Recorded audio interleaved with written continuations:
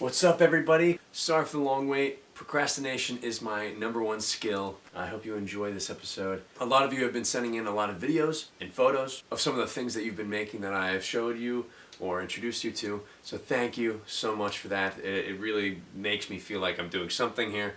So thank you. If you ever had one of those little instant ramen packets just sitting around, then you're gonna love this recipe. Like always, like, comment, subscribe, and I hope you enjoy. Hello and welcome back to Cooking with Kieran, Episode 4, Beef Ramen. Today we're gonna be taking a college ramen packet and spicing it up a little bit, Kieran style.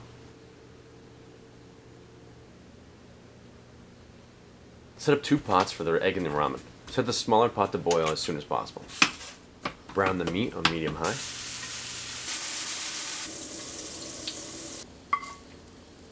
Discard the oil. Wipe the pan down.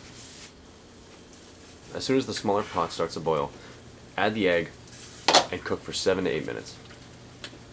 I like my egg over easy. Oh, that egg just exploded. Reincorporate the beef with a little bit of soy sauce. Add enough soy sauce to coat the meat. Add a splash of apple cider vinegar. A splash of sake. About 2 tablespoons of brown sugar.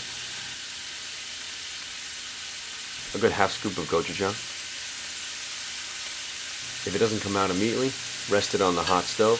It'll eventually come off very easily. Cook the meat and sauce on a high 8. If there's not enough soy sauce, add more. I'm going to touch this up with sesame seeds. As soon as the sauce thickens around the meat, move the pan to the side. Once there's 4 minutes left on the egg, add the ramen. We're going to cook the ramen for about 2 minutes. Set aside ice water for your egg. Cook the ramen just shy of done. Place it in the ice bath. Plate the ramen. It'll continue to cook once it's in the bowl. A little ramen technique. Pick up and fold the noodles to give a nice even surface. Crack and roll the egg. Remove shell. This egg is ugly. I overcooked it a little bit. Add the meat. Chop scallions.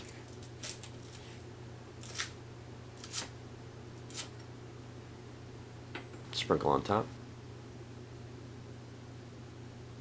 Drizzle sesame seed oil.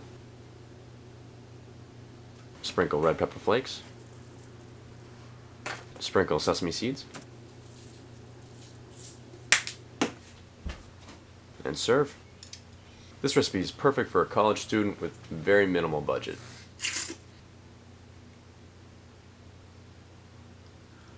We want the meat sauce to be spicy and salty. A little bit of sweetness just to enhance the rest of the flavors.